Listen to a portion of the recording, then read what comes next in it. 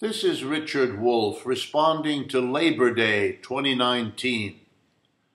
I want to speak briefly about the realities of the labor movement, and by that I mean the organized labor movement.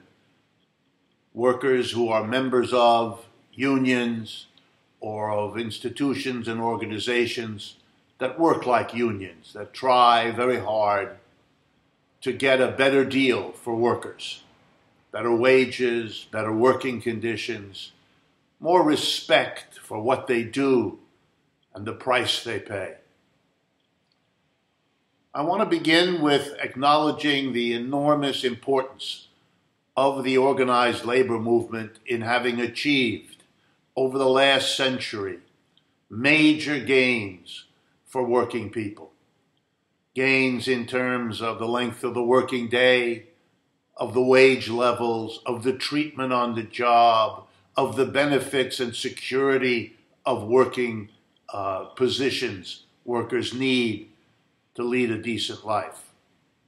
I am aware and respectful of the leading role unions have sometimes played in the major social movements and social changes won by the working majority of the American people. But I am also, and especially on this Labor Day 2019, acutely aware of the limits, of the decline over the last 50 years of the organized labor movement, and I want to address that as the most important contribution I might be able to make. I want to argue that the decline over the last 50 years is not only because of the implacable opposition, both of the corporate sector in America and of the business people and employers of this country who certainly want to and have been quite successful in crushing the organized labor movement. I want to argue that that's not the only reason the labor movement has atrophied. Nor is it enough to refer to the active role of the government, largely controlled by corporations and business interests anyway, because of the way politics has become monetized and the amount of money you can throw into it, shaping so much of the political life of our society. Those are important reasons for labor's decline, but they don't tell the whole story.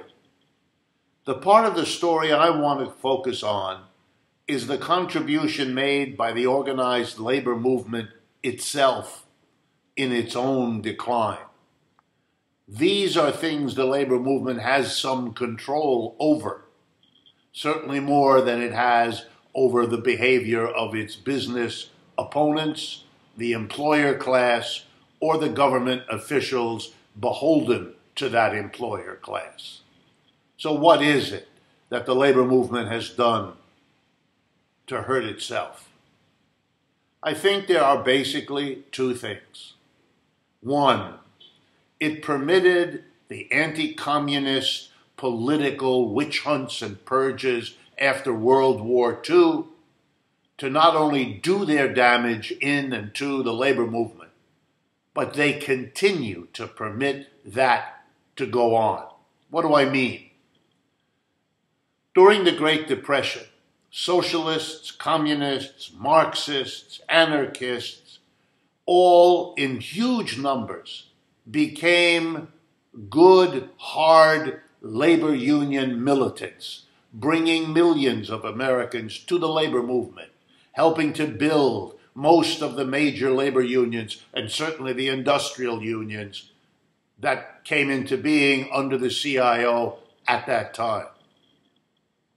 After the war, these labor militants were rebranded under the impetus of the government and the business community. They went from being labor militants, the heroes and heroines of the labor movement's extraordinary accomplishments during the 1930s and early 40s. They went from that to being dangerous, traitorous agents of a foreign power, namely the Soviet Union. The coalition that had produced the New Deal that had turned FDR from a middle-of-the-road Democrat to a Bernie Sanders type of progressive, had included the Communist Party, two socialist parties, and the massive CIO labor union movement.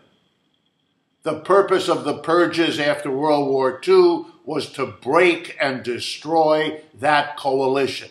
It targeted first the Communist Party because they were the easiest to rebrand as foreigners, dangerous, traitorous, un-American, etc. And no sooner had the Communist Party been effectively destroyed than those same forces went around telling everybody that socialism was the same thing as communism, they just spelled it differently.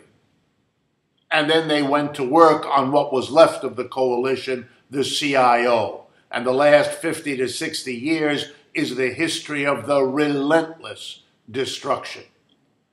The role of the unions in enabling this to happen was to go along with it, which not all, but most unions did. They became the agents of the purge, getting rid of their militants, being very uncareful in who they threw out, under what charge, with what proof, and for what real reason.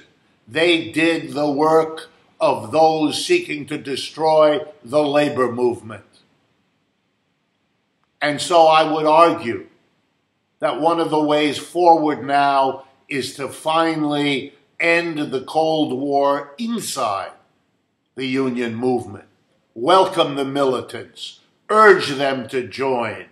Don't permit people who are enemies of the labor movement to tell you who your friends and enemies are. A very dangerous undertaking. And finally, a piece of advice. The labor movement, the organized unions, need all the allies they can get. If there are organizations in the larger community willing to work with you as a labor union, do so. Welcome them. Build these coalitions. You need them as much as those organizations need allies in the labor movement. And even more important, if they have suggestions for changes in your strategies, after 50 years of decline, you ought to welcome those. You don't have to agree, but you have to take them seriously. And let me offer one of my own. The labor movement would be stronger and more effective getting higher wages and better working conditions if that were not the only objective for them. If the labor movement included a transformation of the system beyond capitalism, so that the top-down hierarchy of the typical capitalist enterprise were replaced by workers themselves owning and operating the enterprises, worker co-ops in a word. If that were understood to be another goal of the United States labor movement, here's something you can bet on. The employer, worried about a big change like that, would be much more willing to come to terms and come to the table to give you better wages and working conditions if that might stave off going for the big prize, which increasingly the people of America want anyway. Some thoughts for Labor Day 2019.